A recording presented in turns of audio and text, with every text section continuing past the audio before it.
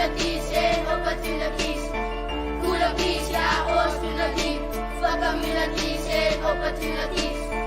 Hier so my community wat ek oplig en dan my Yvette Luciana hou positief. Sulke numbers doen ek maandelijk op jou op te lig. Die Yvette is lekker en Lucie laat julle koppe skud. En ek is maar net 12 jaar oud. Elke dag sien dit dat my beste brada stout. Die liewe raak te veel en die mense kaas koop. Met my story wil ek maar net stay, ja, da's hoop. Hier is ons story wat ons vir julle bring. Saam met ons as vir julle sing. Kulabis, opportunity for communities and opportunities. Kulabis, opportunity for communities and opportunities. Kulabis, opportunity for communities and opportunities. Soms het mense eens 'n stukkie brood nie, wat elke dag gaan moet ons binne in die skool wees. Dis die liewe, dat maak 'n man ook happy. Wat die realiteit is dat ons het nie wat die anders het nie. So ons moet maar net een kan loop. Skool klaar maak, matriek en werk gaan soek. Miskien moet ek een keer my in die kerk gaan doop. En elke dag dankie sê vir die man van Boe. Hier is ons storie wat ons vir julle bring. Saam met ons as vir julle sing. Kulabis, opportunity for communities and opportunities. Kulabis, opportunity for communities and opportunities. Kulabis, opportunity for communities and opportunities. Hier is ons storie wat ons vir julle bring. Saam met ons as vir julle sing. Kulabis, opportunity for communities and opportunities. Kulabis, opportunity for communities and opportunities. Kulabis, opportunity for communities and opportunities.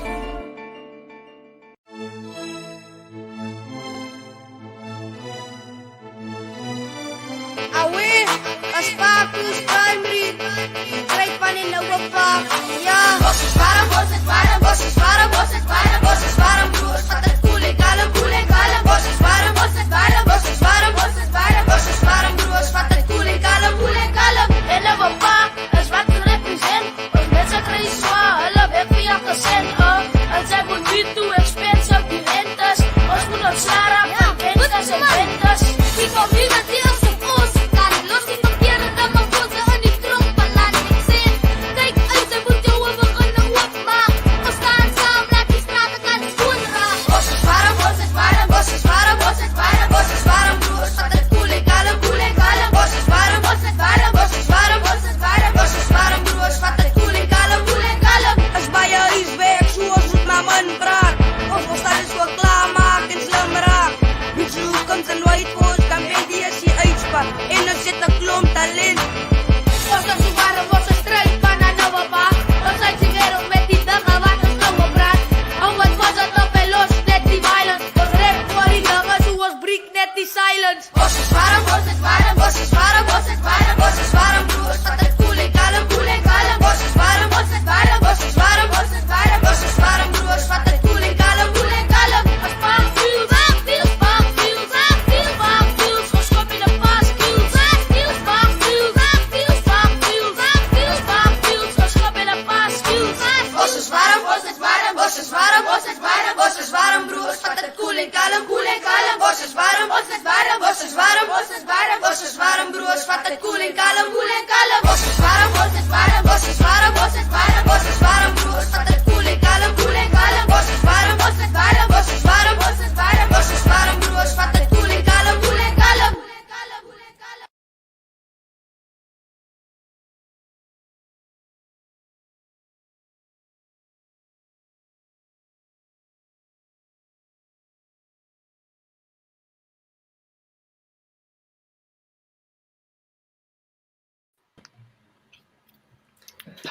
Oh, fantastic. We get a great sense of the klomp talent that those young people were sharing with us.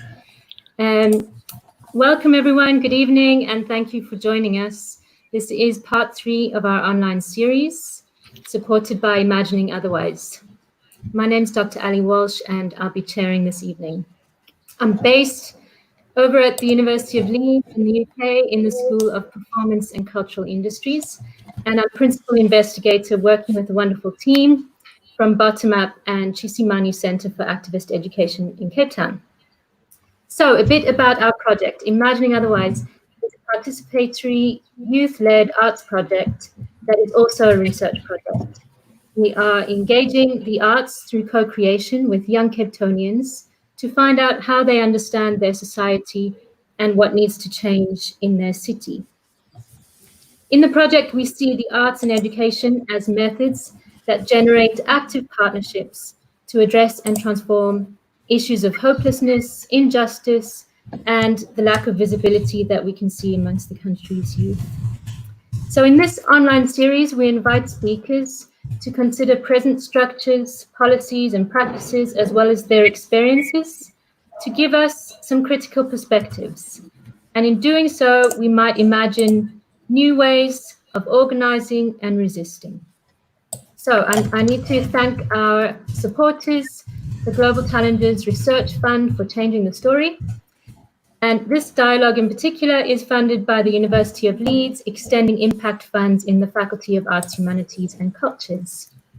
So in order to get us into the kind of meat of today's session, I will briefly introduce Ashley Fasaki, who's co-founder of Bottom Up, an Imagining Otherwise partner organization that promotes critical thinking and social justice among high school youth. Ashley.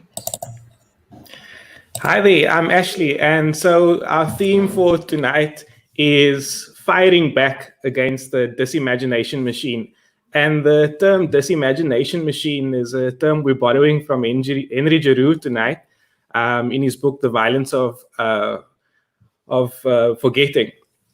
And the politics of disimagination, he says, refers to images and institutions and discourses or other modes of representation that undermine the capacity of individuals to bear witness to a different and critical sense of remembering, agency, ethics, and collective resistance. The disimagination machine is both a set of cultural apparatus extending from schools and mainstream media to new sites of screen culture and the public pedagogy that functions primarily to undermine the ability of individuals to think critically. Now, tonight, we've called the session not just the disimagination machine, but actually firing back against the disimagination machine.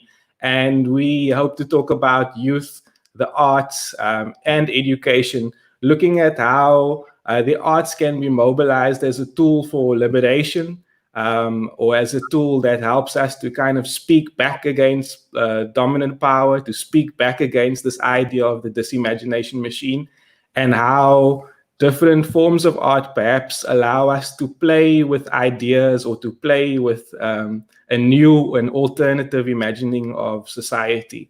And so I look forward to what our speakers have to offer. And Ali will introduce them briefly. Okay, thank you so much. So it's an absolute honor and pleasure to have our three speakers here this evening. And I'm sure many of you will know at least some of the speakers, but I'll briefly introduce Mike van Graan, who is president of the African Cultural Policy Network and an award-winning playwright with 32 plays under his belt. He's currently artist in residence at the University of Pretoria, where he was recently conferred with an honorary doctorate in recognition of his cultural activism and creative work. Emile Jansen, or Emile YX, is a hip-hop pioneer and community leader who founded Black Noise, the oldest still active hip-hop crew in South Africa. He is also founder of Heal the Hood that you saw in the intro, working in the Cape Flats to provide an alternative cultural experience for historically marginalized youth. And he is also a qualified teacher. That's a nugget that I found out. So also then to introduce, it's my pleasure to introduce Yvette Hardie, who's a theatre producer, director, educator, and writer, active in the world of theatre and performance, and with a specific focus on theatre for young audiences. She launched and is director of the Association for Theatre for Children and Young People, ASITEJ South Africa, and currently serves as president of ASITEJ International, a network of theatres and artists working in theatre for young audiences in over 85 countries. So it's an absolute stellar panel for us to think about this kind of question and issue that Ashley has offered us as the opening provocation. So I'm just checking if we've also got Mike around with us, and in the meantime, I'm going to ask Yvette and Emile if you just want to make any initial short comments on this kind of question of firing back against the disimagination machine.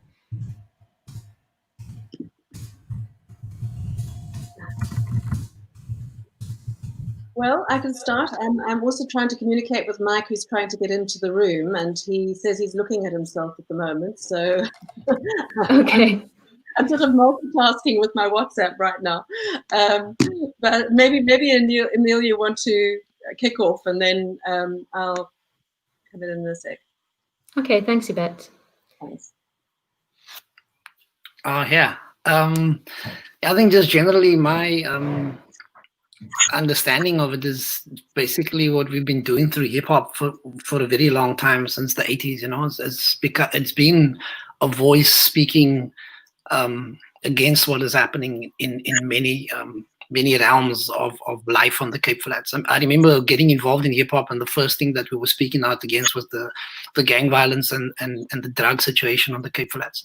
You know, so my connection to art is connected to, like, you know, social justice work. And you know, when we were doing it, we didn't see it as such. Like, all of these academic words that go with explaining things these days, like, I only find out as I go along, you know.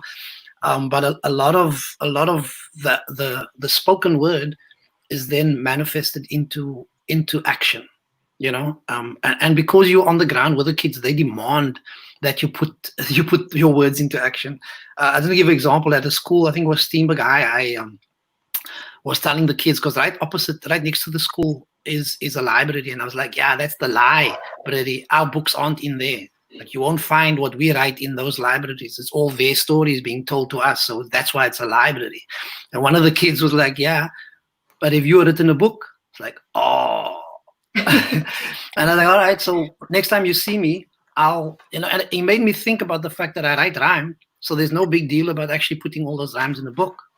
And within like 2 months, I had something ready. And next time I came to the school, I presented the book. And many years later, I saw that kid, and he was like, yo, that was more powerful than all these teachers' conversations, that you actually, you did what you say you were going to do. And I think that is the important part of, like, speaking, not only just fighting back, but actually taking the action to bring about the changes that are necessary. Yeah. Okay, great. Thanks so much, Emile. Yeah, and I think for me, coming from the perspective of the fact that the arts are a basic human right, and the arts are kind of fundamental to who we are and how we express ourselves as human beings, and they are where we begin from. If you think about how a baby experiences the world through the senses and through play, and how that develops through early childhood into life, essentially, you know, all of those initial skills are, when you extend them, they are the art forms. And so for me, exposure to the arts, engagement with the arts, is about building one's identity. It's about finding who one is in the world. It's about finding how one relates to others. It provides these languages for communicating across divides, for making connections, for feeling solidarity. And in that process, so we are then able to take action, as Emile's just so beautifully demonstrated. But when you are denied that access, when you are not given spaces to express those very human needs, then it is very easy to be dictated to by the machine, you know, and to literally be living someone else's script. So it's in exercising those tools that we naturally have at our disposal that we start to build the person that we are, in fact. Yeah. Yeah, and to just, sorry, the thing about the machine is the internalization of the machine by the ones who taught by the machine. So often we look at it as something outside of ourselves, but in actual fact, we have become that machine, and we are the defenders of that machine. You know, I have this question that we ask the kids is, like, where do you see me? And the machine teaches you that you see someone in front of you, when in actual fact, all of your senses you experience within yourself. You know, and so we've internalized the machine to a great extent and protected and defended the machine in the context of what is the purpose of education. We educate so that people can work. We don't educate so that they can be enlightened, you know. And the machine controls education. The machine decides what is taught and the purpose of what is being taught. And so, of course, they're going to remove education, because education allows for free thinking, for creativity, to solve your problems. And the machine doesn't want that, you know. And the machine is capitalism, and its intention, greedy capitalism at this point in time, its intention is to create cheap labor. You know, because the success rate of school is actually, especially in South Africa and Cape Town specifically, is pathetic. I think a maximum of 4% of the population actually reach university. And that is a hell of a fail rate for the education system. You know, so it's being sold as the key to success, knowledge, but nobody asks what is the content of that knowledge, you know, and who controls the content. Because it's not knowledge that is power. It's the power is in the hands of those who control the content of what constitutes that supposed knowledge. You know, so those type of questions, I think, is very seldom that it's actually dissected. And I think it's not just in the knowledge itself, but it's also in the methodologies that are used to explore that knowledge, you know. So it's so very much about the kinds of pedagogies that we're engaged in, and the ways we are taught to either receive and accept information as, you know, truth, or to challenge, to question, to engage, to reinvent, to deconstruct.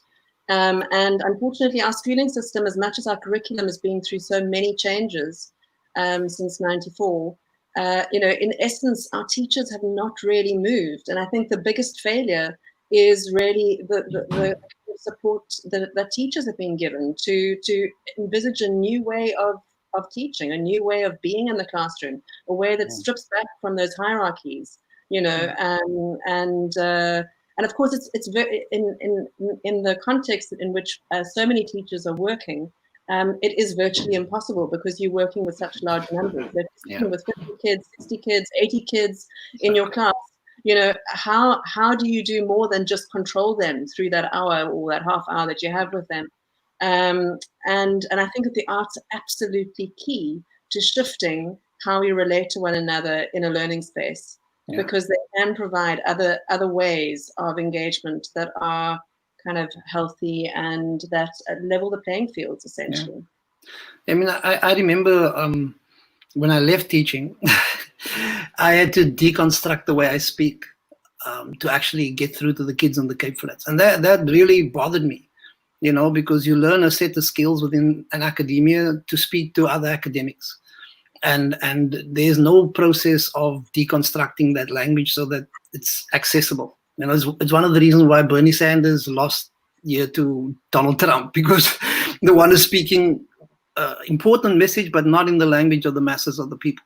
You know, so it's what's necessary, and where we find ourselves. We find ourselves within this construct that doesn't have the importance of arts or creation as the foundation of people's realization of who they are. I give you another lived experience of attending a talk for final year students at schools. You know, so there were about maybe 10 schools, and they put me on last to speak about my experience as an artist, which it's kind of laughable, but it was good that I got the opportunity to speak last, because everyone who came on said, you know, at my company, and like 20 people in, and when I got my opportunity to speak, I said, first of all, everyone's lying. They have no shares in that company. They work for that company, you know. And so and then when I asked the kids this question, when you look at something like Superman, you know, that was a drawing that someone created an entire way of living from, you know. And I usually ask this question of like, name one thing in the building that the artist created. And the kids are all struggling at first, and then one person, they always point to that exit sign because it's visibly something that was artistically created. And then the unpacking happens. Like someone will say, oh, the design on his t-shirt, oh, her earrings, the spectacles, then oh, the chair, then the desk, oh, hey, the whole room, everything, right? And so art is pretty much hidden to society, because society has been taught to not see it, but because also the ones making the money choose not to show you the power of artistic creation in the economic realm. So when I explained that to kids, suddenly they were like, oh, damn, my creative ability has power for me to earn an extra income, irrespective of what these guys just said about the companies, because the companies that they were speaking about were based on the creative abilities of people. So I think that is something that is hidden from a lot of kids at schools. Yeah. I'm aware we've already raised really big ideas, and if you're okay with it, I'm going to move into some other questions, and I can see already there's comments from our listeners and audience coming through, and we'll deal with those after we've asked a couple of these other questions. So thinking about these infrastructures that you've both already identified as lacking, from our legacy in South Africa, for disinvestment for so long in schooling, which we've discussed in these other webinar events in this series. But that then leads to specific ways of engaging with these children and young people in schools, as you've said, Emile, to kind of produce them as subjects in the capitalist machine, right? And so it's really interesting to hear about the ways that you might be tackling some of that. And I'm going to just think then about this phrase of reproduction, which is one of our themes that has come up already, in the sense of how we have in mind from what you've described, that oppressive conditions also reproduce the ways that we understand domination and subordination. And we're constantly having to legitimize how that is at work in the schooling system, for instance. And so this we'll pose this also to Mike when he joins us in a bit. But thinking about how the arts in general also are complicit within this kind of form of legitimizing certain forms over others, what becomes mainstream, what gets left out, who has access to funding, whose stories are told, and so on. And I'm sure that we can have a very fruitful conversation about that. Do you want to kick us off, Yvette? Because I think absolutely that obviously what Emile's raised already around capitalism is essentially the crux of the matter here, because if you're running the arts sector on a capitalist model, then essentially you will automatically reproduce the conditions of those you have, because it's those who have who can afford to see theatre, and therefore you're pandering to their tastes. You're reproducing the art that makes them feel comfortable, that they will buy, that they will be part of, and the excuse always becomes, well, there won't be an audience for that.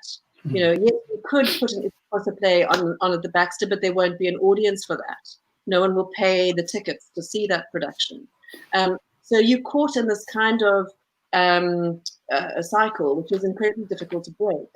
And if you go back to what I was saying earlier about art as a basic human right, then we've got to rethink the model completely.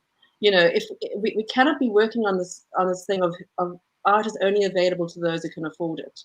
Art has to be available on the ground to every single person from early childhood through their life, in their communities, in their spaces, and the important thing is to create a kind of systemic intervention which is going to make that possible. But so much attention is given to feeding this kind of essentially, again, hierarchical kind of sector that we just don't see the kind of movement that we would like. I'm very relieved to see that Mike has joined us. I'm not. Hello, hi. I'm really sorry about this, folks. It's taken forever to try to get hold of you again. That's one of those dangers of wandering the corridors in cyberspace. But we're very glad that you're back. Thank you so much for persisting. Yeah. So we've started the conversation, obviously, in your absence, and maybe just while you catch your breath, Emile, do you want to maybe respond to what Yvette has just offered? Yeah, like she said, the context that we find ourselves in. There's a DJ that's from the same era as myself. He's really D. He wears this cap around the city. It has it is what it is written on the P cap, and it's his response to being confronted by capitalism, because within that context, he understands that there's a specific way that is at the moment, and there is no way that that we are able to change that. Because of it's not only economic power, but it's military might that enforces its will, you know.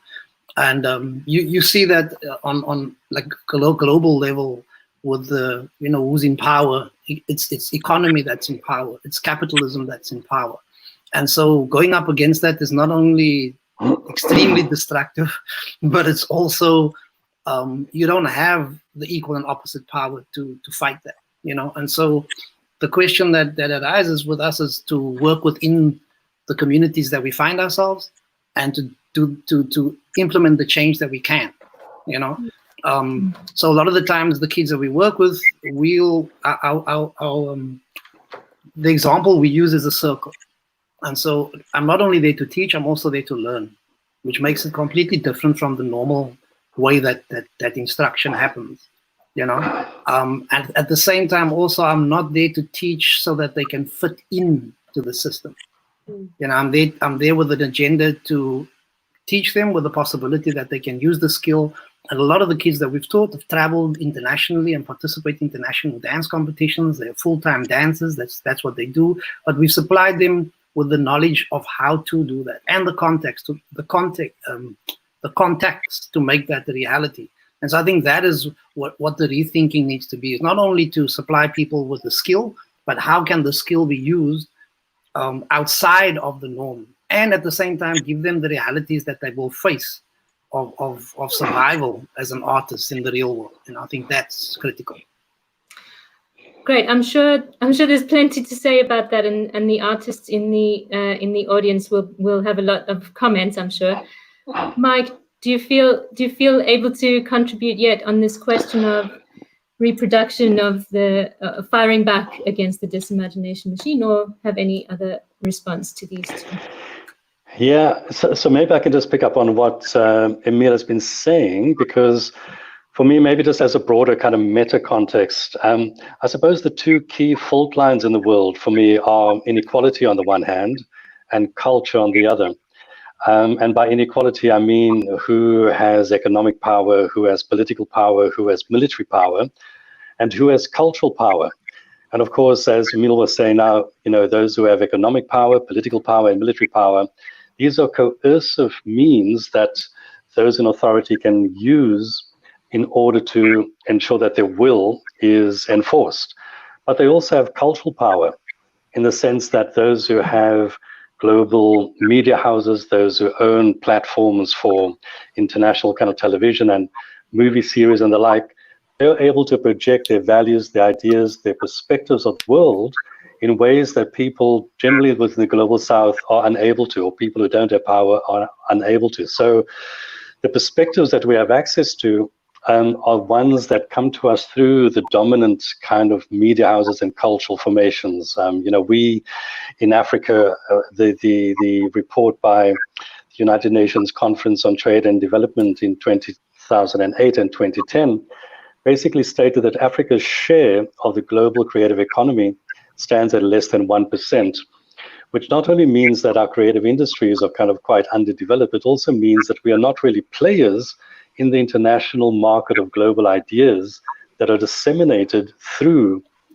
the creative products that we produce through our creative industries. So we tend to be far more consumers than we are participants in the global debates. And then, of course, there's the other element of inequality, the other major fault line for me, which is culture, the different value systems that we have, the different belief systems that guide us, the different traditions that we have, the different ways that we see the world and make sense of it, the different group identities and individual identities that we have. And I think that quite often the tensions and conflicts that are rooted in inequality come to be textured by the other fault line of culture. And too often, I think we don't take enough account of culture in trying to manage and resolve conflicts. And of course, the arts are kind of located within that realm of culture. The arts are, not neutral. They're not, they can be used for good and for bad. And maybe just sorry, this has kind of been a long introduction. I feel like I'm playing catch up, but maybe okay. just as a kind of example, I was thinking about this in relation to a conference I was at recently and there was a person from Afghanistan who teaches at a music school.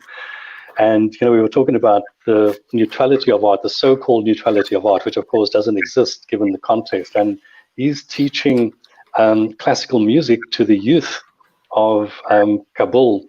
And if this orchestra kind of travels to Vienna, that music might be appreciated in its own right, whatever that might mean. If it goes along to Washington, the orchestra is kind of lauded as being an example of the civilizing of Afghanistan.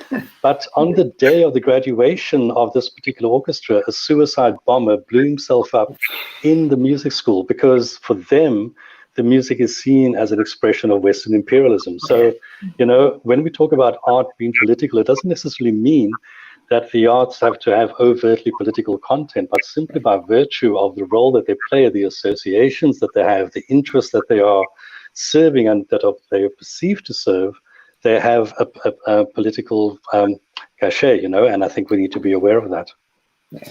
Okay, this is a powerful approach that we've already got ourselves into. So, Yvette, do you have a response to that? Yeah, absolutely. And just to add on to what Matt's saying, I mean, I think that also, so these cultural fault lines are so much about our perception of the arts. So what we perceive to be excellent, what we perceive to be these kind of, we're often seen as kind of universal aesthetics, are not those at all, of course. They are representative of who has the power to decide what is excellence, what particular values we're going to hold as excellent. Even the premise that that arts has to be a kind of an individual expression. I mean, in many communities, in many societies, that would not in fact be considered excellent. Would be the opposite. We would be looking at what is going to be the most communal expression that makes the most sense. So I think that we need to really interrogate our own value systems when we're thinking about the arts as well, and how we've inherited those. And often when we are made uncomfortable by the arts, it's because it's somehow in some kind of opposition to something which is very ingrained, kind of invisible to ourselves. And in fact, it's a little flag to say, dig deeper here. What is it that is making you uncomfortable? Why is it that you feel that this is wrong or bad art, or because it's very likely it's one of these inherited kind of cultural perceptions. And the idea of what is perceived as standard, is the same like with Afrikaans, like the standard Afrikaans versus Kaaps. Irrespective of the fact that it was originated in Cape Town, it's always going to be perceived within the context of how the world perceives it. And the world, when I say the world, is again like what Toni Morrison spoke about as the white gaze. Everything happens within this whiteness on the planet, and the value of it is decided by that from the outside in, and the purpose of it as well. When we are funded with that intention. It's not because of the value of it that you are creating it, and by that means it has value. That's not how it's seen, And so, like for me, this idea also of the possibility of change. And I give you another example. When I waited a long time to have kids. When I had my kids like 5 years ago, my son, I was standing with my son in my arms and I was about to sing Ashabai Baby. And I was like, this will be the biggest criminal act of your entire life if you sing a song by the oppressor and you've been fighting against this, right? And so I started singing just ideas that I never finished as a rapper. So to say, my kid don't care that I don't have a beautiful singing voice. It's the fact that I was singing, and I suddenly realized that all the time we are perpetuating this lie. We are the actually to quote Steve Biko, we are the the black upholders of white supremacy, by the content of what we pass on generation after generation. You know, how we speak, how we say things in the academic circles, that completely eliminates most of the population from understanding what the hell we say. You know, and so what is the intention of conversation is that people understand. And so why would you choose to use, you know, these massive words? Who are you speaking to? You know, and so all of these things are not examined when it comes to that creation. And I must add, after I started singing and did research on like First Nation stories to tell my kid, my son and my daughter now sing those songs when they go to bed. You know, and so I've broken the legacy. But the reality is when they're watching TV, you know, Disney is a powerful tool, you know, and it maintains the status quo. So again, like we understand, like really D's Cap would say, it is what it is. But at the same time, what are we going to do to manifest a new reality? You know, and I can say that I've put up on and shared with other people that are singers and we have brilliant singers in South Africa who are unfortunately not adding to the conversation of, look, how many lullabies are there that we can create for our kids to sing? How many bedtime stories that are African can dominate a new conversation, a new thinking from birth, you know, or from before birth even. So there's some themes that are kind of cutting across all of this about self-determination, about the right to speak, who's got the right to speak, but then also within this kind of oppressive, systemic understanding of the market. So I guess, you know, Emile, you raising this question of folks that already make music now, but that are not seeing that as sort of culturally viable for them to make, you know, press a record of those lullabies, for example, because who's going to buy it? So to me, there's a kind of question that comes up around, you know, how on earth can we resist this sense that the machine will always keep going, that will always keep kind of producing and reproducing the same kind of outcome without just getting depressed? because I guess that sense that it's inevitable, right? We've got that beautiful phrase that haunts everyone thinking about neoliberalism from Margaret Thatcher when she said, there is no alternative, you know, and that's she was speaking about, you know, men and women going to work and reproducing a capitalist culture and saying, you know, how can we imagine differently from those things that otherwise might feel or appear to be this kind of logic that we can't change? So I had a thought as you were all speaking, and it strikes me that one way might be through a kind of mass solidarity. And from afar, I've already noted the movement that is gaining lots and lots of support and credibility. I'm for the arts, so artists kind of engaging with one another to better represent, not just as individuals going, oh gosh, I need to, you know, make my living, and therefore I must just hustle by myself as an individual, but in this collective kind of way that is using solidarity as a basis. Would you like to just talk a little bit about that, and we'll see where that takes us. Yeah, well, I mean, I think that, you know, it's been, I'm for the Arts is one example of the kind of solidarity that we're seeing right now, but it's not just in South Africa, it's across the world. And I think COVID has, you know, ironically produced something very beautiful in that we've all realized in this moment just how much we really need one another.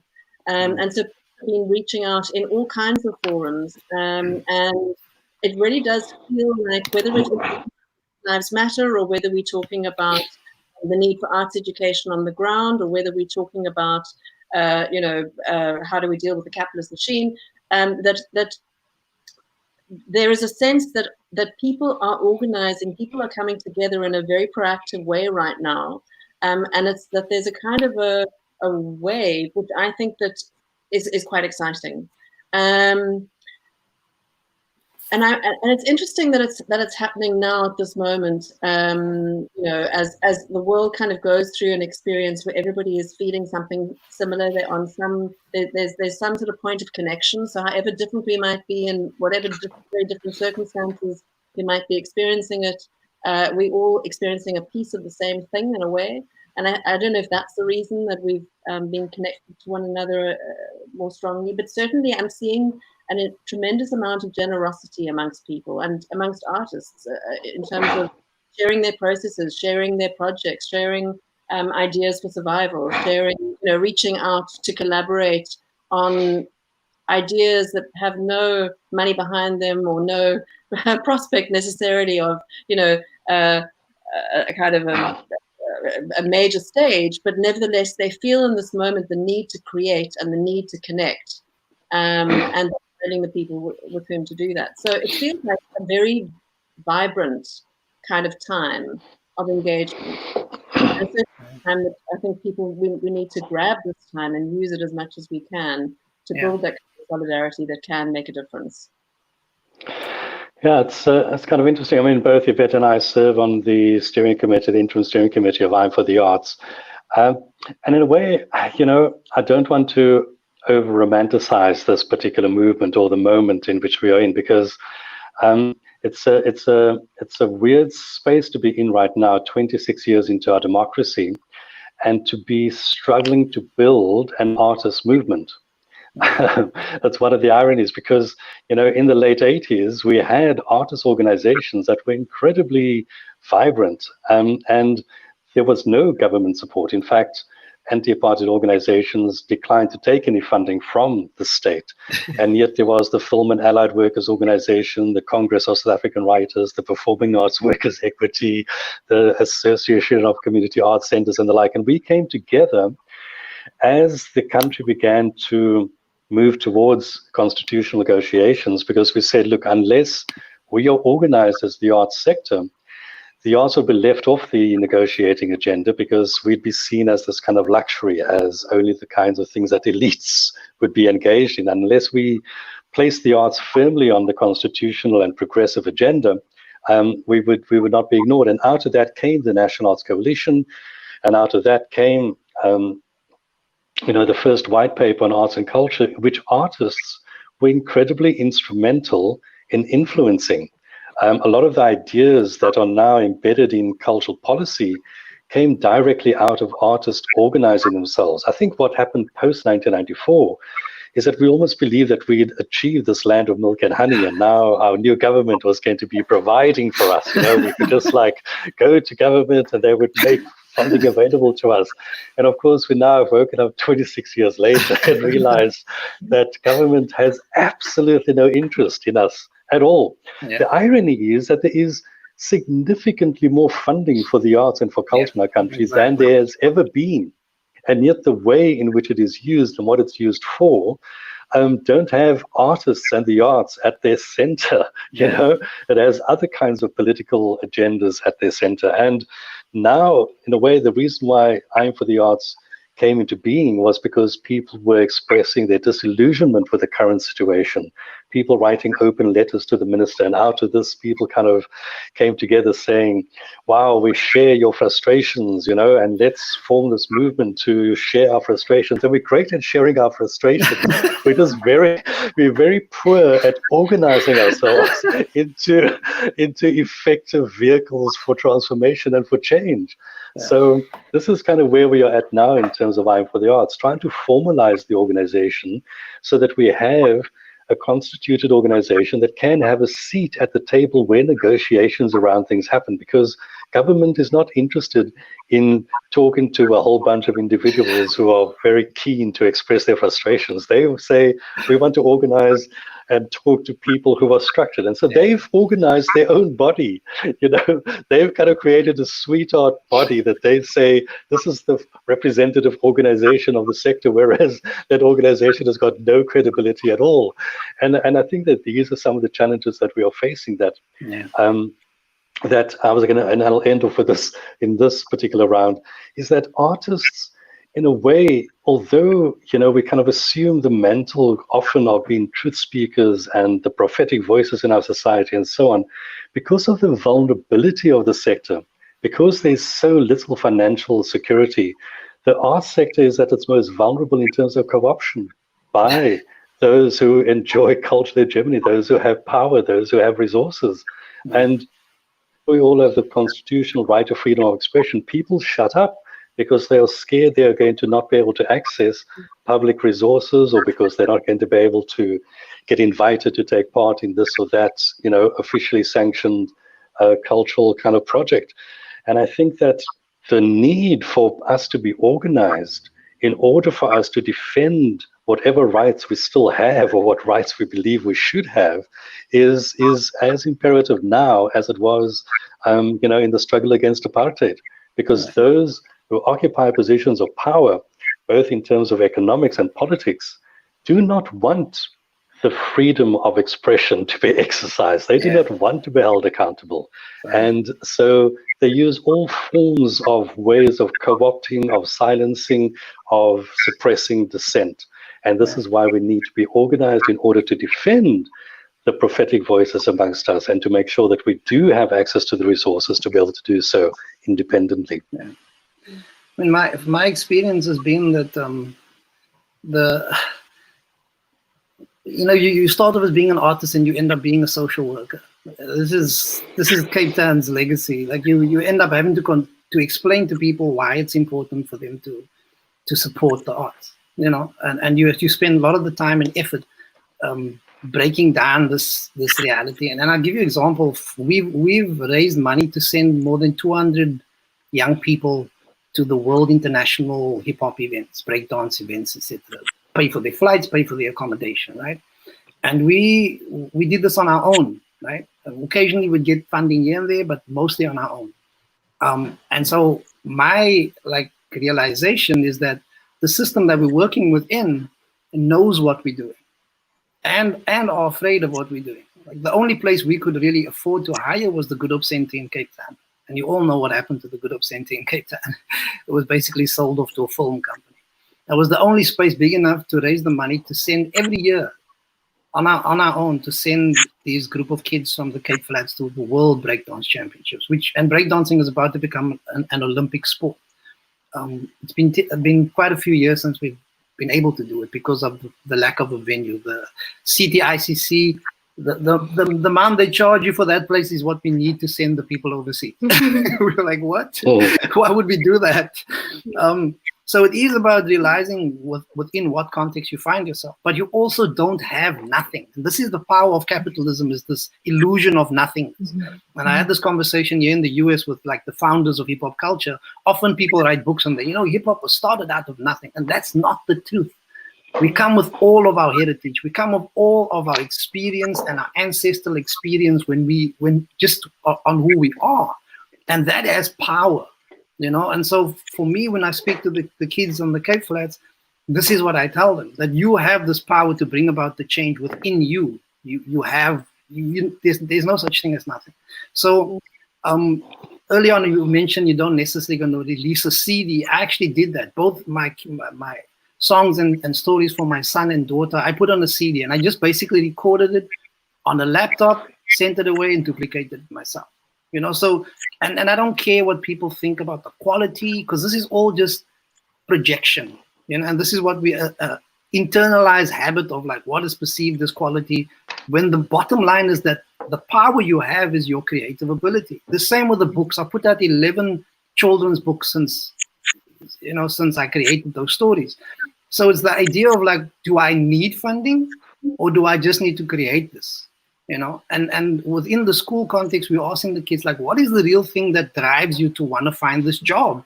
To sacrifice your creative ability, what is it? And they say, ultimately, I want to have a house. I need a place to stay, and I need food.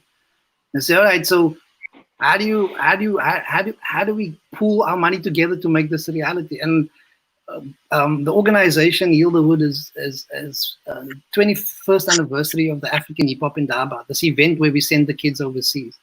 And we're focusing 9 October to raise money to actually buy a building ourselves. We're not waiting. We're not moving from a point of, we don't have. You know, so all of the products, and we've created almost 100 products over the years, t-shirts, clothing, you name it. The intention is to sell those products, you know, like, and it's going to cost us to sell 300,000 of these products. Do you understand what I'm saying? So it's like, do you sit back and wait for everyone to get onto the same level of conversation, or do you move and as you go along, people are learning? So when I first set off in the stage at the group center, this was in 99. I was like, yo, this is our power. In one day, you all came here and we raised the money for this flat. And everybody was like, they were blown away. Yo, for real? That is our economic power. A week ago, a kid wrote to me and said, you know, I never understood why you do that every time. It took him this long, and that was 1996, for that to actually sink in, that we do have economic power, that we can collectively do things, you know? And so for me, it's like, we're at that point now when we need to mobilize collectively and create the alternatives ourselves, you know, and use and also this is the thing, like, can you show with your art that you can survive? You know what I mean? You need to be an example to people that you're not just taking handouts from government and you're not just getting sponsors, but you're actually making a living from your creation without that funding, you know? So that I think is critical. I left teaching in 1993. You just leave that there. And so I survived since 1993 with my creative ability, you know? Yeah, I think it's reminding me of a chapter that I read recently where a few different thinkers from different parts of Africa were working together, including a South African author, to try and understand what the word creativity meant and means in different languages across Africa, because we're constantly judging ourselves, as you've already mentioned earlier, by kind of standards that have been imposed from Western imperialism and white supremacy, and these kind of hegemonic ideas of what counts as, you know, the real bit of art. And it was really fascinating, and the bit that sticks in my mind, I mean, there were maybe 30 or 40 different terms that you know, came from different parts of Africa, but, you know, things like innovation that were prized more than, and resilience, and, you know, ways of working with what you already have. We know that very well in the context of South Africa, and folks making really beautiful and amazing work with not very much, but as you say, Emile, it's not nothing. It's never nothing, and you know, and it's about all of who we are as human beings. And I think that one of the most important things that the arts can do is affirm who we are as human beings, you know, and make us feel like we have something to offer the world, that we have that our opinions are important, that our experiences are important, that who we are is enough, you know, and where we come from is enough. And I'm gonna just pick up on a point you made, Emile, with this kind of phrase of social worker, because I think oftentimes we are kind of conditioned into thinking that the arts is a kind of set of activities or a product that happens out there that we might attend, that has a kind of beginning and an end, or then that we see things as applied or used for another purpose. Hello, Mike again. Yeah, I'm sorry, I'm not sure what's happening, coming in and out like this. And I don't even have children like Emile does, so there we go. That's fine. It's one of those internet things, no problem. So in my third question, I was thinking of asking you just to think a little bit about how the arts can help us to imagine otherwise. So from your perspective, you know, what are the tools of arts and culture that can help students and young people to engage critically with those things that we've started to talk about critically? What is that accepted knowledge? What is that common sense? What are these kind of infrastructures that set up the ways we understand the world? And that might be from mainstream schooling, but it could also be from general experience. So I don't know who would like to kick us off there. Normally I'd use eye contact to find out who's feeling okay, but I'll just leave it open. Yeah, maybe, just to play catch up on my time away, just an interesting kind of anecdote. I was doing some work for an organization whose job it is to try to develop new narratives for Africa, or to begin to try to subvert some of the more harmful narratives about Africa that tend to shape how people both perceive Africa, but also how Africans kind of perceive themselves. In terms of what we were talking about earlier, how narratives don't only shape external perceptions, but also how we sometimes think about ourselves and how we perpetuate those narratives as well. So they were doing some research, and they discovered that in the research, the item that was mentioned the fourth most often in the research about Africa was Wakanda. Wakanda is kind of like the mythical country of Black Panther, So here you have a popular culture kind of phenomenon with people in Africa talking about Wakanda as this kind of, you were talking about how do we reimagine things, and here's this thing of people wanting a country like Wakanda, where things work, where we are in charge, where the world is kind of dependent upon us as opposed to the other way around. And so, and I just think, that's in a way it's like popular culture stuff, but it goes to what you're asking about.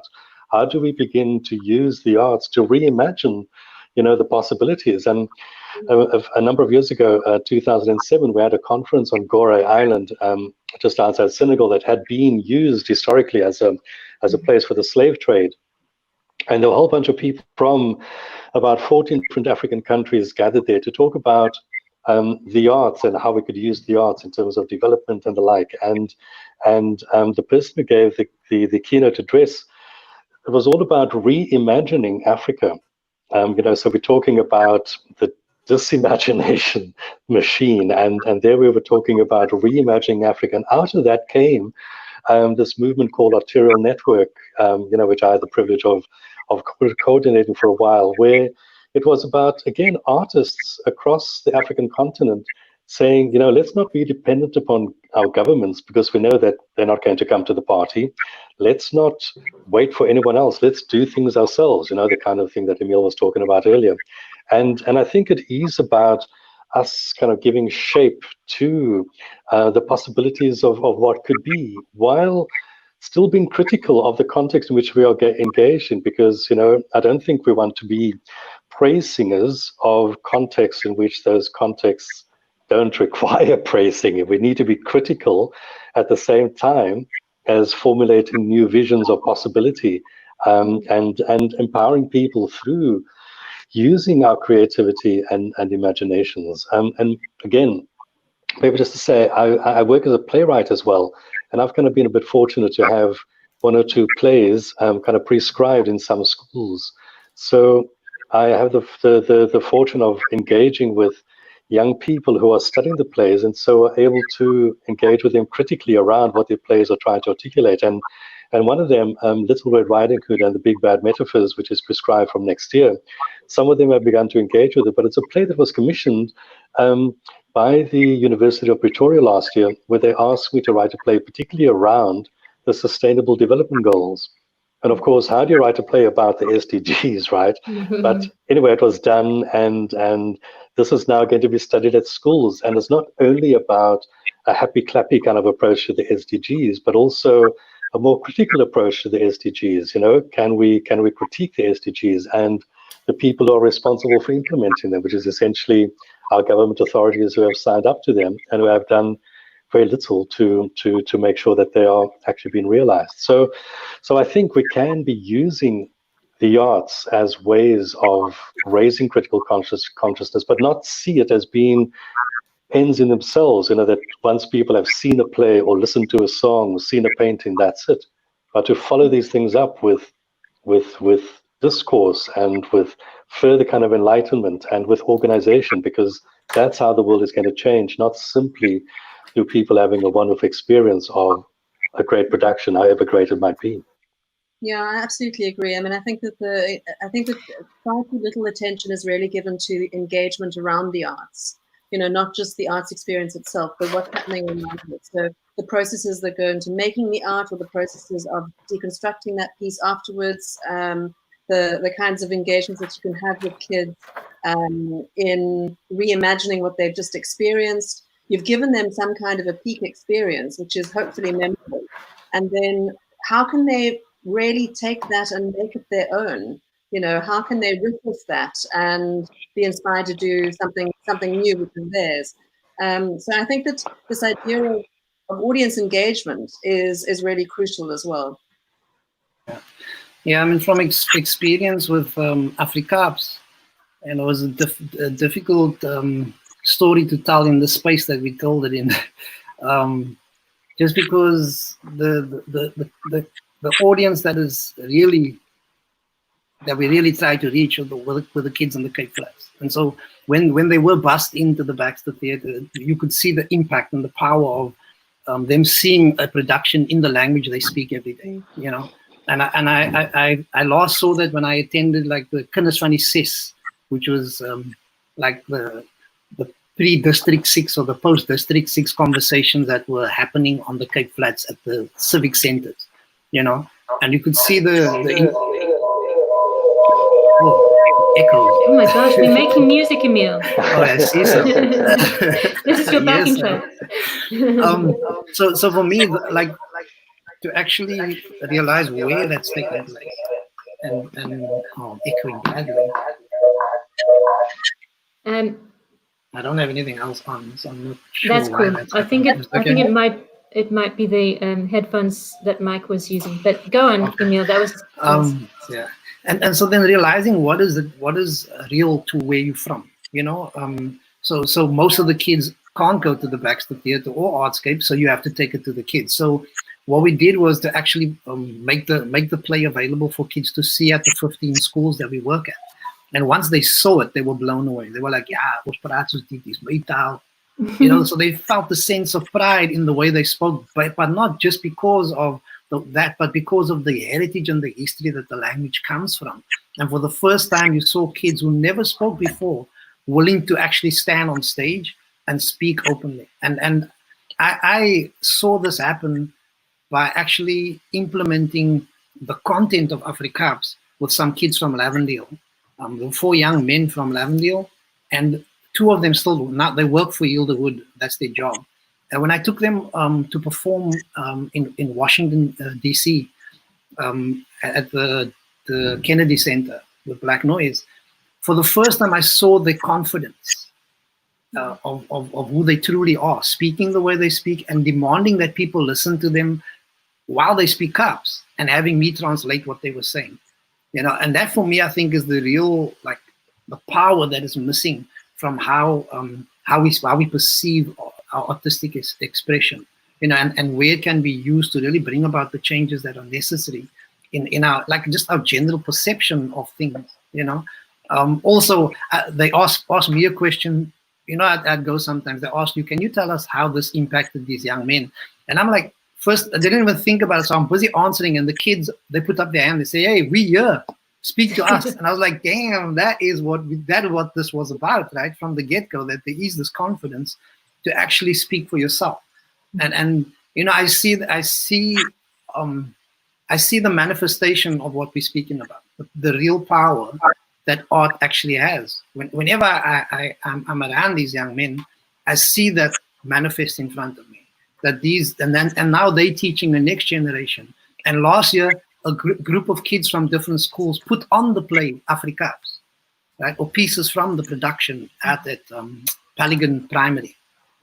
And I had some of the cast members come and see, and they were blown away that here were young kids from the Cape Flats, but not only reproducing the production, but adding their own versions of the story and telling the story from another angle. So for me, it's all about being the circle, that what you create is a loop. It continues going. You must allow for the conversation to expand beyond where it is, and also within your own reality. Like Nollywood wouldn't exist if people were having the standards of Hollywood, right? And they put out more movies than anyone else. And I think that's one of the lessons that Cape Town and South Africa needs to learn. that we need to stop waiting for the funding. And you have a cell phone, shoot a movie. You know, tell your story. Like record yourself and tell your story. That's what's next. I'm very excited to hear that because I've just come off a project with youngsters in Graan, and I'm going to use this phrase that they captured with a gent who they were interviewing. And it's all about telling your story and people engaging with, reflecting on their own reality. And one chap was interviewed by them, but then he decided, no, I don't want to be part of this project that's funded by a UK university. And then he said, it's because your mind is recaptured.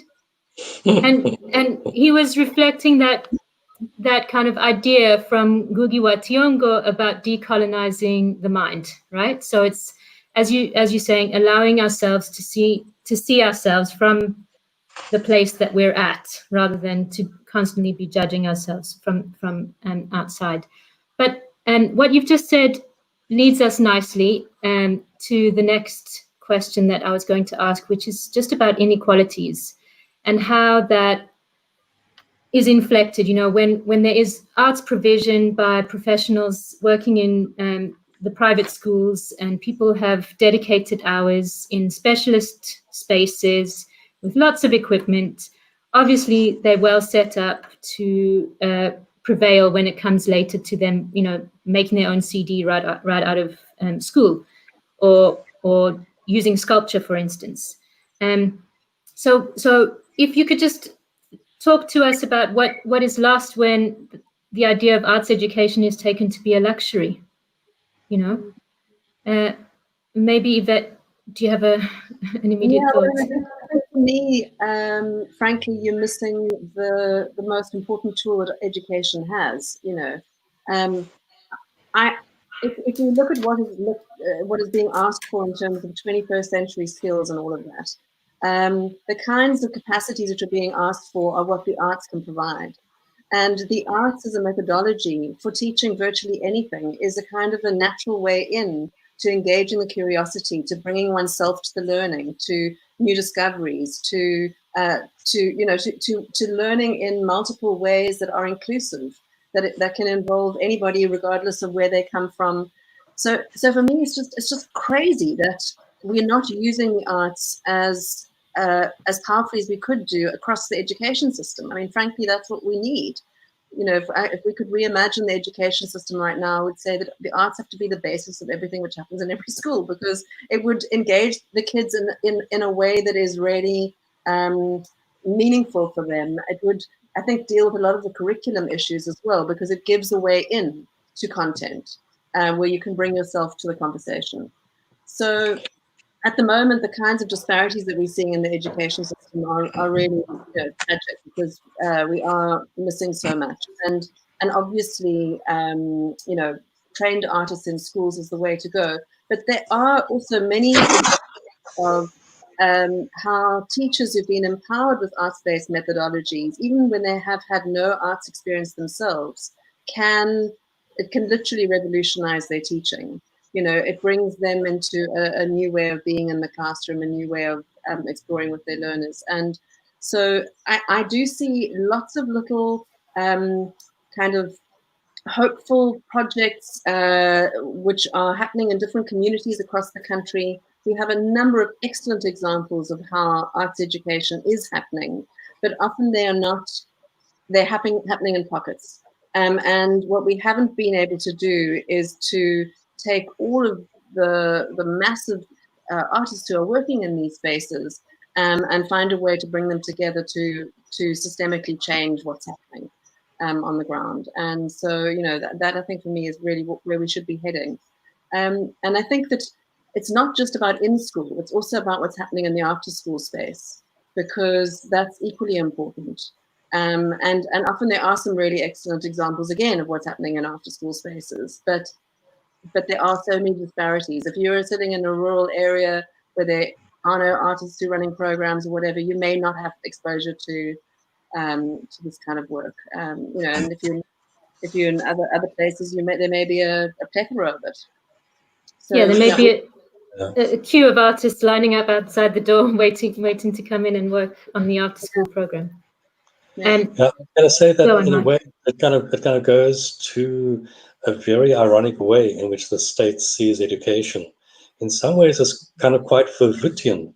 You know, what Verwitt is kind of reputed to have said, that, you know, black people don't really need education because ultimately they're going to be drawers of water and hewers of wood, you know, so you don't give people a more rounded education, you give them the basics that they need. And in a way, the state nowadays has a very similar attitude, that people are essentially cogs in a capitalist kind of machine, that what we need is STEM, we need science and maths, and that's what people need in order, because that's what the economy needs. And once we have the economy kind of ticking over, we'll have the resources to be able to undertake all these other forms of development, which of course is a particular way of looking at development, which hasn't really worked anyway. But the point is that it's a very, you know, the first white paper on arts and culture had as its premise one of the clauses of the Freedom Charter: the doors of learning and culture shall be open. It also had another one, which was Article 27 of the Universal Declaration of Human Rights, that states everyone shall have the right freely to participate in the cultural life of the community and to enjoy the arts. Now, if everyone has that right, then surely it's an obligation of the state to make that right accessible to everyone. Because in the same way as everyone at the moment in our country has the right to a house in terms of the Bill of Rights, it's those of us with resources who are able to buy houses. Everyone has the right to healthcare, but those of us who are middle class are able to buy healthcare, whereas other people have to do with a completely corrupted, dysfunctional health system. Everyone has the right to safety, but we, the middle classes, are able to buy private security to look after us, whereas the vast majority of people have to make do with a police force that is completely corrupt and inept. You know, and the same thing goes for education. Those of us who can buy a decent quality of education for our children will give them a far better start in life than the majority of kids in our country. And that is not right morally nor politically in a country that 26 years into our democracy is supposed to be serving the vast majority of our country's citizens. And I think that this is what is so frustrating, that the politicians in charge simply have no real understanding of or commitment to the lives of the citizens of the country and the betterment of those lives. You know, they just don't care. And if they understand things philosophically, it certainly is not encapsulated in the way that they've gone about implementing strategies and policies and systems to make the vision of holistic beings who have not just physical dimensions, but also psychological and emotional and spiritual and, you know, other dimensions that they need to be catered for, and so they can realize their full human potential. That's what our education system needs to be doing. But I'm afraid we're nowhere near that. I'm not worried that we're veering into pessimistic territory, because I think you've painted the picture very clearly for us there, Mike. I'm aware that we've got lots and lots of contributions and questions from our audience, and I wonder if you feel comfortable taking some questions. Is that okay? Sure.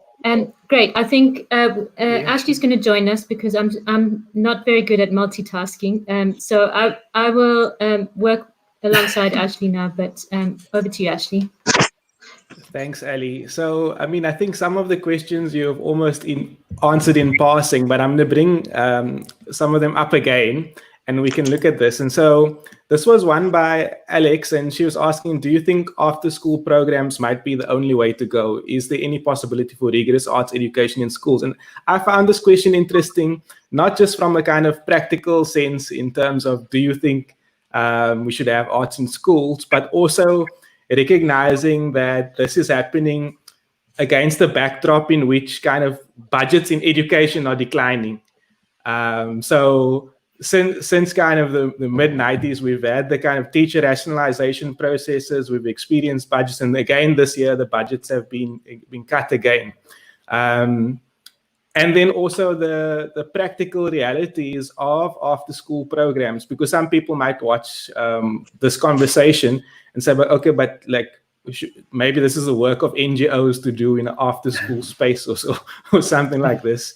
But when these things are kind of relegated to an after-school space, there's all of the other issues which come along with that. So students have to walk home, they have to find transport, and so it's not given priority. But this sits in contrast also to like a reality in which, when it comes to writing the systemic test, some schools might have no problem actually dropping the entire school timetable to prioritize mathematics and the sciences, or mathematics and literacy rather, for the systemic tests. So yeah, like, is arts only for after school? Maybe one of you want to respond more. Yeah, can I just from experience from Hildewood's standpoint, like we choose not to do after school for two reasons. One is what you just mentioned, is that art is always perceived as something that is for after school, and then secondly, like the kids having to find their way home it's extremely dangerous in the communities, a lot of the communities that we work in, you know, and so like there's the fear, and so a lot of kids are also, what you don't see happening, and this is, people should take a drive to the Cape Flats and see what happens just before the bell rings. You'll see a mass migration of people. Most of the schools have no one there. You know, a lot of these after school programs that you're speaking about have horribly failed. There's 1-2 kids that are maybe staying behind, but majority of the people don't stay in your home. It's not something that is like it used to be. So people who've been there before and think that it looks like it did before, nope. Kids rebelling, kids leave. That's just the nature of how things have become. And it's manufactured fear and the reality of some places where the gang violence is that hectic. You know, so I'd say that it needs a rethink. Like the after school program is probably in like the richer schools, you know, where parents can come pick them up and it's safe to travel. But on the Cape Flats, nah, like kids don't really, most of the kids don't want to stay behind, you know. And as an organization, like we insist that the school sees the value in arts and what it brings alongside everything else that's there. And that is extremely important, that, you know, artists generally take that stand, that people can start realizing, and yes, they have limited amount of time, but then the artists can also work some of the content of what they're sharing in the normal history or language or whatever classroom into the artistic lesson that they're passing on to the kids. Yeah. Thanks, Emile. Yvette, go for it. Yeah, no, I think just to add on to that, you know, absolutely, I think arts across the curriculum is definitely a way to go. And if artists can be paired with teachers to work with teachers in such a way that they can serve some of the curriculum content, but at the same time be supporting with artistic methodologies to explore it, then we would have a far more, you know, successful kind of engagement. And I do think it's possible to get good arts education into schools, but I think basically it needs will and it needs teacher support. And the biggest thing is that teachers, you know, need to have the opportunity to learn how to work with the arts in their training, and they don't. And when they do have those opportunities, they are so minuscule in terms of the, you know, the overall education that they're receiving, that really it's hardly worth anything. So we need to look at partnerships between artists and teachers and mentorships. The program that Acetate South Africa runs in schools is called Kickstarter Education Empowerment. And basically with that program, we work with a teacher for 2 years, and we have an artist that is, you know, engaging with that teacher over a 2-year period. So by the time they leave, that school has changed because that teacher has changed, and that teacher is an effective creative arts teacher. And you know, it's only if you really put the time into it that you can really see the kind of change that's necessary. I see too many programs that are wonderful, but they are incredibly short-lived. An artist comes into a school for, you know, a week or two, does something, it's great, but the moment that the teachers all head to the staff room and catch up on their marking, they're not engaged They don't see the value, and the artist goes, and it's a lovely memory, but there's a lost opportunity there. Yeah. So it needs to be embedded in what's happening in the fabric of the school. Yeah. Thank you, Yvette. I think that also relates somewhat to Arlene's question, which is not about arts in education, but arts as pedagogy, I guess. So this could even be within the context of a mathematics classroom or a science classroom. But may I raise the issue of teachers using the arts as an integral aspect of their teaching methodology, using art to teach a poem, drama, to help learners to understand a ballad and so on. Absolutely. And I mean, this is where, we were talking about earlier about breaking down the hierarchies and finding new ways of working with kids in interactive and authentic kind of experiences can come into play. So these are really practical tools that any teacher can potentially, you don't need to be a great artist to use these tools. You just need to employ your own creativity, which is there. You have it, and you just need to find ways to be comfortable with that. But it can absolutely shift how things are learned. Yeah, and I think also just to to share what is available. So sometimes the assumption is that there's only what is. So let me give you an example. Like some of the schools we're working, we actually bring some of the artists from the Cape Flats into the school, so that they get to experience like a Emile or a Hakkie Straat, And so then they're like, oh, who are these? Because that's the thing, that we have all these artists, but they're not accessible to the kids at the school, because the kids are listening to whatever's from the US, And so to make those opportunities available, but at the same time also to share their writings, a lot of the schools approach me for video footage of a song I wrote called Butterflies Fly By, about the Wynberg 7 and what happened at Wynberg Senior Secondary, a mass rally during 1985. And so, for me, it's also about making yourself accessible and making the information and the content available as an artist.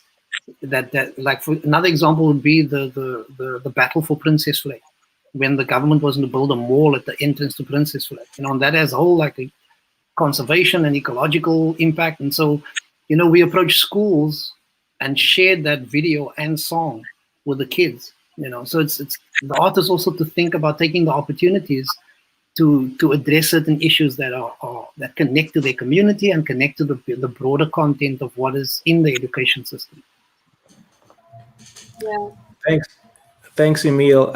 There's another one from Juliet, and if I just get it up on the screen, it says, it sounds like the state struggles to imagine something original and unique that improves the lives of South Africans in relation to art education. Is this a lack of vision or will or both? Does the state lack the will to change the political will? I think the short answer is no. I think that the central thing that has come out of this conversation is that ultimately, we are reactionary to what exists, and what exists is capitalism, and its intention is for the specific what we're speaking about the whole time, and people find it very depressing that you speak about it. But I think you need to have that conversation so people can realize the depth that this impacts us at, and the only way to bring about that change is initially speak about it and like feel uncomfortable, and then find the solutions that are necessary to bring about that change. So it will be both for a while. In every country it's both, unfortunately, but that's just how it is. But we need to also speak about the many solutions that exist, like everyone has been speaking about. So another question from Eliane is, how do we bring this back, and how do we bring a focus or integration of arts in schools? Wealthy schools can afford to keep this on their agenda, but 90% of our schools miss out and have less opportunity to imagine otherwise. I think maybe even this ties into some of the stuff that we spoke about earlier in the Imagining Otherwise series, when we were talking about kind of school funding and what's happening in education and reproduction. And where in fact maybe like art, which is seen as a side thing in working class schools, is actually invested in quite significantly in schools that serve those who have. So you see schools putting up new music department wings or arts departments, or buying the equipment and so on. Yeah. Well, I do think that what we were talking about earlier about solidarity is really important here. The fact is that there are excellent programs. There's been fantastic research. There've been all sorts of examples of using the arts in mathematics, using the arts in science, using the arts for coding, using the arts across the curriculum in all sorts of creative ways.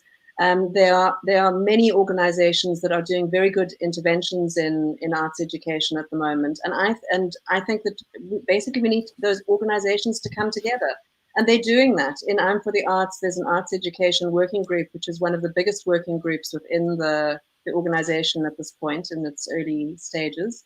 And within Assetage South Africa is essentially a network of organizations, theatre companies, community groups who are all working in the arts with children and young people, and they're coming together. And there are numerous conversations that are happening right now, which I think is starting to kind of have a kind of momentum. And I think that the next step will be to have some kind of campaign and to really push for this, but from a broad-based kind of group of people, as opposed to just having one or two people shouting from the rooftops, which is what it's been up until now. I want to go maybe to one last question, and then we can give you opportunity. Before you do, can I just mention something as another possibility that I've experienced? That they've been once people see the work that we do, we found that individuals as well as schools that have, like you mentioned, the art program, were coming forward and saying, how can we assist? Because when earlier we mentioned equality, and I think that's the important thing, like the equal to whom. The realization that there's economic disparity throughout the country. Those who have are also looking, there are some of them, and we should encourage more of them to look to actually support the schools that don't have, because those schools are extremely stretched. Like a lot of the schools we're at, when you try to get the kids, my brother runs a golf program at Parkfields Primary and then Nova Park, and they planning to do a trip to, I forget the golfer's name, in Durban. Was a person of color who was a golfer who beat Gary Player back in the day, but because of apartheid, nobody knows this, right? And so Papua Sugarab, yeah, that's his name. And so for them to experience that, my brother is, using all of his time to try and make sure that he can take these kids on this trip so they can see this a first-hand experience. And there are people who, from on a global context, are saying, "Yo, this is necessarily. Can I, pay for one kid? Can I pay for two kids?" And so I think that's important, that if people speak about equality, they should also realize that, those who have need to assist those who don't. But also at the same time, it's not a that you're just giving money away, that you're creating new perception, new realities within the minds of people, that young people that wouldn't otherwise experience that, And the same way that we sent all these kids to Battle of the Year in Germany, like all those kids came back and are still traveling on their own, irrespective of what we did, So this is the possibilities, I think, of how change can come about, not just depending on government, but the private community as well. So I want to just kind of show Alex's question again, is how do we aid young people to understand that they are creative? And this question is of interest to me also because when I think about what happens in schools, oftentimes there's ideas communicated in school that, like this one is academic, or this one is arty, or this one is whatever, as if you are like people are just born this way, and that you don't develop or work on your craft or learn these skills. And that it doesn't also have to do with access and opportunity and so on. So maybe a response to this. Yeah. I mean, for me, it's in the environment that's created and the kind of affirmation that's given to the kids from the very beginning, because they are creative. I mean, it's so obvious in a sense, but you just give anybody who's worked with kids, you give them 5 minutes, you give them a simple, whatever it is, a starter kind of activity, and they will be ahead of you so fast. You know, that actually it's really just about creating space. And I think what happens for a number of teachers is that they are terrified of that. Yeah. They need to have a sense of control. They fear that they will not be able to be creative enough, that they can't be a step ahead of the kids on this. And so essentially they are holding on so tightly and not giving the children the space to really express themselves. So for me, it's about allowing teachers to feel like it's okay for them to make mistakes. It's okay for them to be vulnerable. All they've got to be there, all they've got to do is be there and be a witness to the creativity and engagement of the children. And if they support that, the children will flourish, and amazing things will happen. Yeah. Thanks. Maybe time for some closing remarks. If each of you have last words to offer.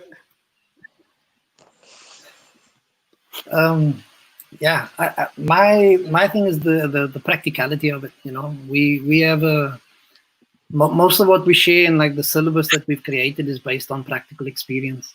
You know, and so in order for you to have those experiences, you need to be willing to take the chances and be willing to fail. Like this idea of fail, like people who are successful have failed more than they've had successes, and that should be driven into the minds of young people, that unless you try, you're never gonna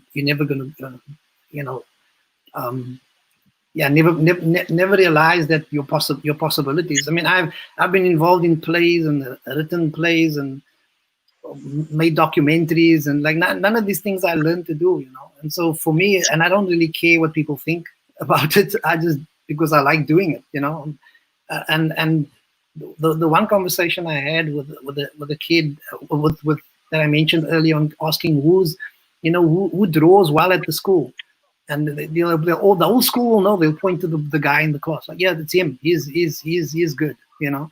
And then I asked this kid, like, do you see yourself as being an artist? And he's like, no. And he's very shy about it, because society as a whole has vilified that as something that is not very important, as the guy who's good at maths, you know.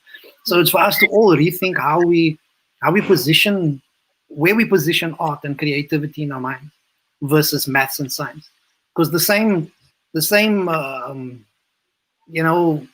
artist who's speaking so highly of art, yet he sends these lighties to all these expensive schools and maths and science, and they perpetuate the lie, you know. And how, in which way are we complicit? How are we contributing to in ongoing manner to this illusion, you know? And so for me, it's about checking ourselves and beginning with ourselves, and to live the change that we want to see happen. And you mentioned control, and the truth of the matter is, this virus proved to us that no one has control. No one's in charge. So like, that's an illusion in itself, you know. And to allow yourself to let go of that control is the first step. Yeah.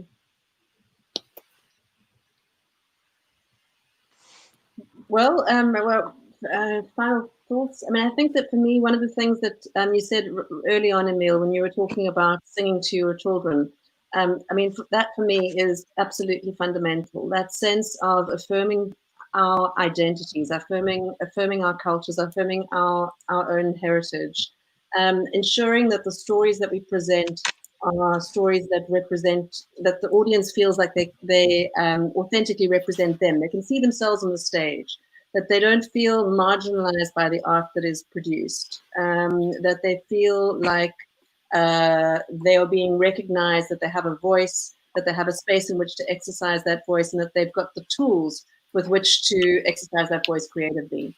And I think that when we do that, we empower young people, and we give them a sense of who they are in this world, and that they can be anything they want to be, you know. And so really it's about how we create the spaces for that to happen, for each person to truly be able to exercise their own identity and explore what that means on so many different levels.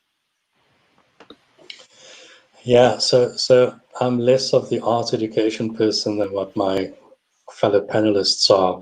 And I'm going to maybe end my comments with more of a rage against the disimagination machine by reading a little poem which I kind of wrote a number of years ago, but which has become kind of my personal mantra in this regard. And if you don't mind indulging me, it's called The Patriot, but it's obviously an ironic title.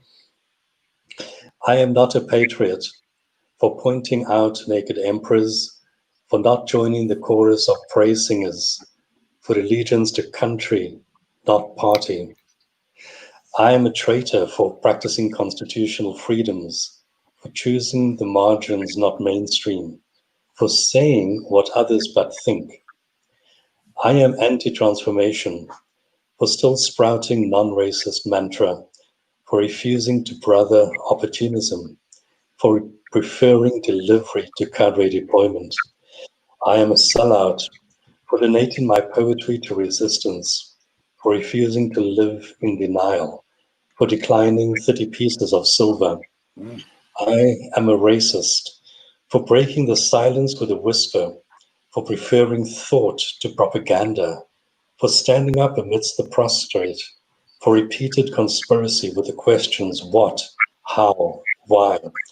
I am a danger to society for not martyring my mind, for not holding my tongue, for not sacrificing my soul. I have been here before, but then as a communist, Marxist, atheist, anarchist. And here I am again as some other ist, this time as artist. Labels that come and labels that go hard in the footsteps of those who defend new privilege with old morality, who appropriate history for contemporary pillaging, who now crucify the people on their electoral crosses. I have been here before, and I shall be here again for as long as the poor, like truth, are with us. Thank you. Oh, wow. Before you go, that was powerful. The bigger we in the capitalist system. So I'm going to end this by telling you this: like, we're about to sell 300,000 products we created. It will be wrong of me not to insist that people go and check out Hilda Wood's products to buy, put our money, which is our power in the capitalist system, back into our community. Buy what's from our community. Years ago, because I'm involved in hip hop, buy local music. You know, that is the way we change this. We use our money in our communities, for our communities, instead of complaining, but then going to watch a Walt Disney stuff instead of watching what's from our community. We need to support what's from our community in order for us to really bring about this change we speak about. Thanks, Emile. Don't feel bad. I think it's important for us to reflect there on exactly those sentiments. I'm going to jump in with a couple of principles that have really struck me as we've gone along, and a few calls to action, which I'm really impressed that we got to some calls to action too. So the one principle that it strikes me that we've discussed and hopefully that have inspired people listening this evening is around solidarity. The other that we got to towards the end of the event was around vulnerability and the willingness to fail, and I really like that, both for teachers but also, you know, as artists. That's really the terrain of just trying things and really being able to be vulnerable with making your offer to your community. And then a couple of the actions that have come up, which were really exciting to me, which I think, gosh, if the people listening can make this happen, that would be so great. The teacher-artist partnership idea, really kind of embedding that as a practice in schools as far as possible over time. You know, that it's not just for a week in the beginning of the term, but it needs to be a kind of really embedded practice. And then also we mentioned the patronage of less resourced schools by wealthier schools, and if that could be a kind of program that could roll out, whereby the schools that do have can reflect and recognize their position, that is inherited privilege, that is not from meritocracy, but it is from the kind of wealth gained from absolutely nefarious capitalism and so on, that we can then help those other schools to enjoy the benefits that we've discussed here this evening. So I'm going to thank you all, and I wonder if Ashley wants to make any final comments as well. Okay, we're all smiling, so it looks like it might be time for us to sign off. And thank you so much to each of you. It's been such a privilege to spend time together. Risky to have us in conversation and not just presenting side by side as speakers, but I think it's made for a very rich conversation. So thank you very much for being willing to do that with us. Thank you. And good evening to our listeners. Cheers. Thank you.